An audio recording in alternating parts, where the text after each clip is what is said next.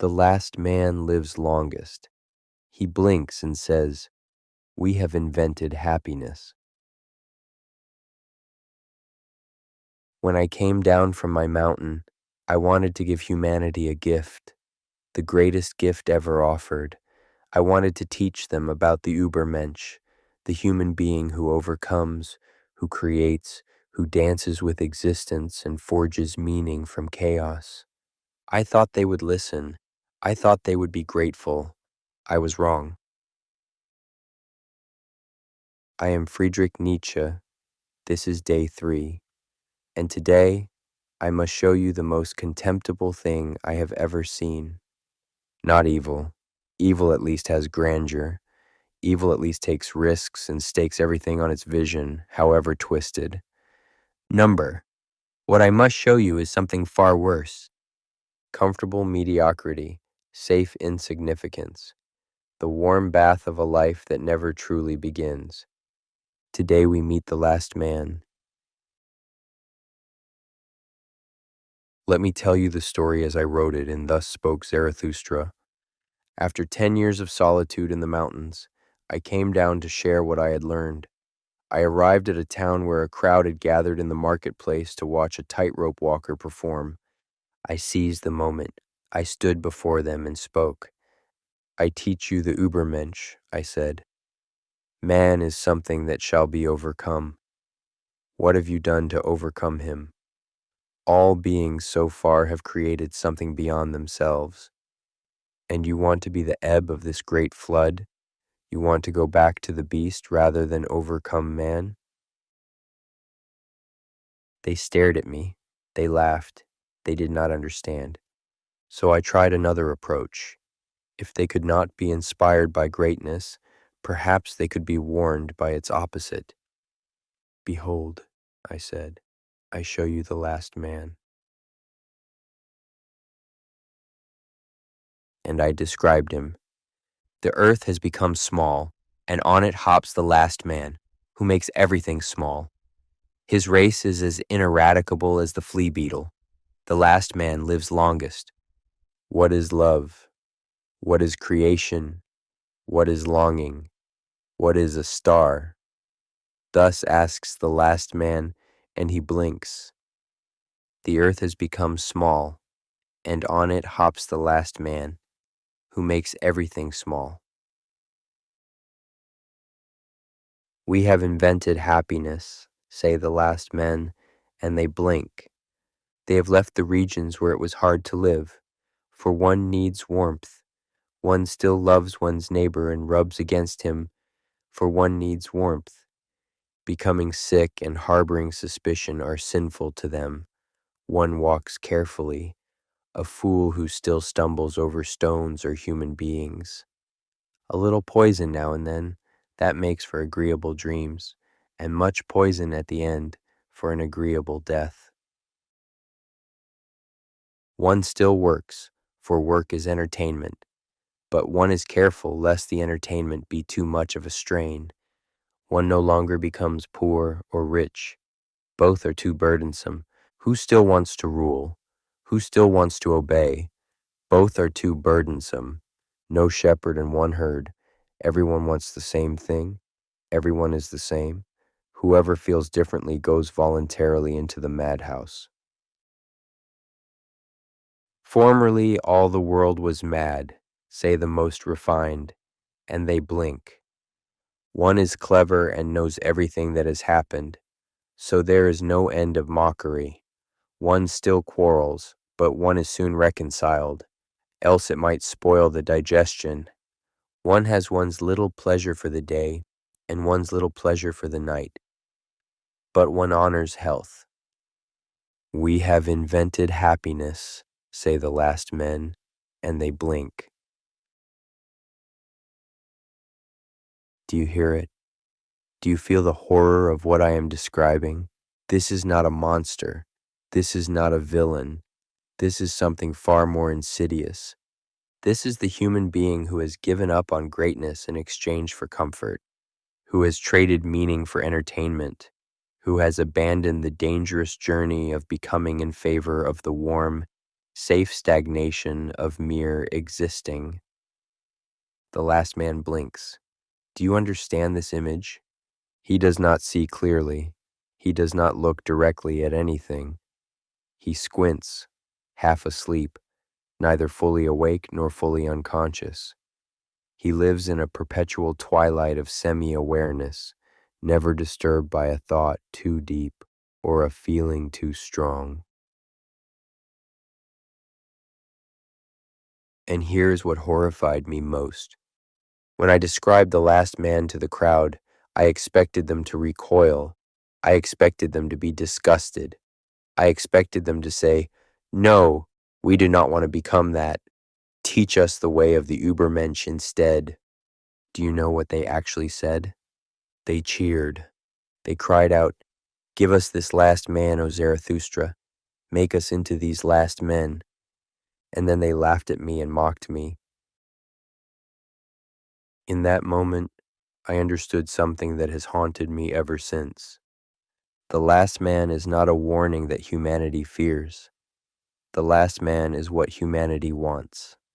Comfort, safety, entertainment, pleasant dreams, a little work that is not too hard, a little pleasure that is not too intense, neighbors to rub against for warmth, no great struggles, no great failures, no great questions, happiness, as the last man defines it. Now, I speak to you across the centuries, and I must ask you to look honestly at the world you live in. Has my prophecy not come true? Look at how people live. Look at what they worship. Look at what they strive for. They sit in glowing boxes, watching the dreams of others instead of living their own. They scroll endlessly through the lives of strangers, comparing and envying, never creating, never risking. They work not for meaning, but for the ability to consume. They consume not for nourishment, but for distraction. They are distracted not from pain, but from the terrifying possibility of asking what their lives are actually for. They have opinions about everything and convictions about nothing. They quarrel over trivialities with strangers they will never meet, then reconcile instantly because sustained conflict is too burdensome. They pursue health obsessively, not the health of a warrior preparing for battle, but the health of a person trying to extend mere existence as long as possible while filling it with as little intensity as they can bear. They have invented happiness, and they blink. I want to be very clear about something. I am not describing other people. I am describing a possibility that lives inside you. The last man is not out there. The last man is a part of your own psyche, a voice that whispers when you consider taking a risk, a force that pulls you back when you are about to create something, begin something, become something. Why bother? The last man whispers. Why struggle? Why suffer? Why not just be comfortable? Why not just be safe? Why not just blink? And here's the most dangerous thing about the last man. He is not entirely wrong. Comfort is pleasant. Safety is pleasant. Entertainment is pleasant. The avoidance of struggle is, in the short term, pleasant. The last man's philosophy works. If your only goal is the minimization of pain and the maximization of easy pleasure, if existence itself is meaningless anyway, why not simply make it as comfortable as possible? This is why the last man is so seductive. This is why the crowd cheered. This is why I called him ineradicable, like a flea. But there is something the last man can never have. He can never have the experience of being fully alive. He has traded intensity for comfort. He has traded meaning for pleasure. He has traded becoming for mere being. And somewhere in the depths of his blinking semi-consciousness, he knows this. There is a hollowness at the center of his happiness that all his distractions can never quite fill. He calls it contentment. It is actually a slow death while still breathing. So what is the alternative? Not misery, not suffering for its own sake. I never preach the worship of pain. The alternative is the full acceptance of life in all its dimensions, the willingness to struggle for something that matters, the courage to create even knowing that creation can fail, the embrace of intensity, both painful and joyful, rather than the endless avoidance of both. The alternative is becoming who you are, rather than shrinking into the smallest, safest version of yourself. And that is what we will explore now. Find your position. Allow your body to settle, spine aligned, breath natural. Close your eyes. Take one breath, not to relax into comfort, but to arrive into awareness, to wake up, even if just for these moments, from the blinking half-sleep of ordinary existence. And release. Again, breathe in, feel the aliveness of your body, the tingling of nerve endings, the beating of your heart, the ancient biological machinery that has been running for billions of years and is now expressing itself as you. And release. Let your breathing become natural now.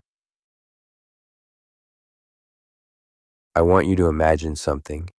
You are walking through a vast city, but it is not a city of the past or the future. It is a city of the last men. The streets are clean. The buildings are pleasant. There's no conflict, no danger, no disorder. Everything is arranged for maximum comfort and minimum disturbance. And everywhere you see people, they sit at cafes, staring at small glowing rectangles. Their faces are slack. Their eyes blink slowly. Occasionally, a small smile crosses their lips at something they see on the screen. Then the smile fades, and they continue scrolling. They walk past each other without seeing, not hostile, not unfriendly, simply absent, each one enclosed in a private bubble of distraction. You try to speak to one of them. "Excuse me," you say. "What are you working toward? What do you dream of? What great thing are you trying to create or become?" The person blinks at you, a polite, empty smile. "I just want to be happy," they say. "I just want to be comfortable. I just want to enjoy my life." And they return to their screen. You walk on. You see stores filled with objects designed to provide small pleasures, entertainment complexes offering endless streams of diversion, restaurants serving food designed to trigger the maximum dopamine response with the minimum nutritional challenge, gyms where people exercise not to prepare for anything, but simply to extend their comfortable existence a few more years. And everywhere, the blinking, the half-closed eyes, the pleasant, empty contentment. Feel what arises in you as you walk through the city, perhaps recognition, perhaps discomfort, perhaps the creeping suspicion that this city is not entirely imaginary. Now, I want you to stop walking. Find a bench in this city of the last men. Sit down and look at your own hands. Ask yourself honestly, How much of the last man lives in you? When did you last take a real risk? Not a calculated gamble with predictable outcomes. A genuine leap into the unknown, driven by something you believed in. When did you last create something that might fail? Not content for consumption, not performance for approval. Something you made because it was burning inside you and had to come out, regardless of whether anyone would like it. When did you last feel something so intensely that it frightened you? Joy so sharp it brought tears, grief so deep it cracked you open, love so fierce it made you tremble.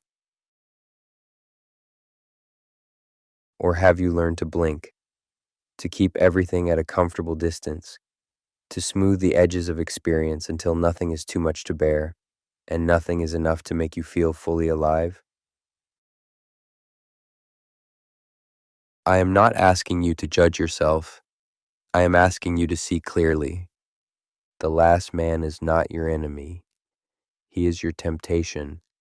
He is the part of you that is tired, the part that has been hurt and does not want to be hurt again, the part that has failed and does not want to fail again. He offers you a bargain. Give up the heights, and you will never fall.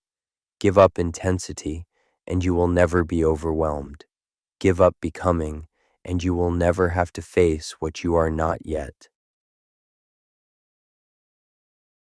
It is a reasonable bargain. Many have taken it, most have taken it, but you are here, on the third day of a journey towards self-overcoming, which means some part of you has not accepted the bargain. Some part of you is still awake, still hungry, still reaching for something more. Breathe into that part now. Feel where it lives in your body, perhaps in your chest, perhaps in your belly, perhaps in your throat. There is a place in you that has never accepted the comfort of the last man, a place that would rather burn than blink. Put your attention there now, and silently say these words: I refuse the bargain. Again, I refuse the bargain. And one more time, mean it. I refuse the bargain. Good. Now, stand up from the bench. In your imagination, rise to your feet in the city of the last men. Look around one more time. See the blinking faces, the pleasant emptiness, the comfortable slow death, and turn away. In your imagination, begin walking. Walk toward the edge of the city. With each step, feel yourself becoming more awake, more present, more alive. At the edge of the city, there is a path. It leads upward, toward the mountains, toward difficulty, toward the unknown. The last man would never take this path. It is too hard, too uncertain, too uncomfortable. But you are not the last man. Take the first step onto that path. Feel the ground change beneath your feet. It is rougher now, less predictable, more real. You do not need to walk the entire path today. You only need to begin.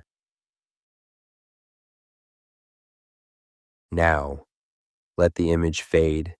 Begin to feel your body in this room, this place, this moment. Feel your breath. Feel your heartbeat.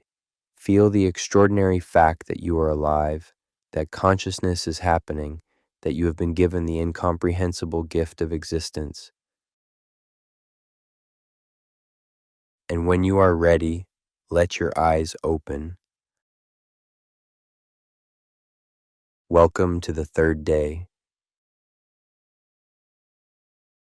You have now seen both ends of the spectrum. On one end, the Übermensch, the one who overcomes, who creates values, who dances on the edge of the void. On the other end, the last man, the one who shrinks, who blinks, who trades life for comfort and calls it happiness. Every day, in 1,000 small choices, you move toward one or the other. There is no standing still. The path is always tilted. If you are not climbing, you are sliding. I once wrote, "The higher we soar, the smaller we appear to those who cannot fly. The last men will never understand what you are doing. They will call you foolish for taking risks. They will mock your intensity. They will try to pull you back into the warm herd where everyone is the same and no one flies. Do not let them. Do not become them." Tomorrow, we go deeper into the forces that keep people trapped. We will examine resentment, the poisonous envy that disguises itself as morality, the hidden sickness that turns the inability to create into the hatred of all creation. It will be uncomfortable. It will require you to look at parts of yourself you would rather not see, but you have refused the bargain. You have chosen the path, and on this path, we do not blink. Until tomorrow, I am Friedrich Nietzsche, and this is day 3.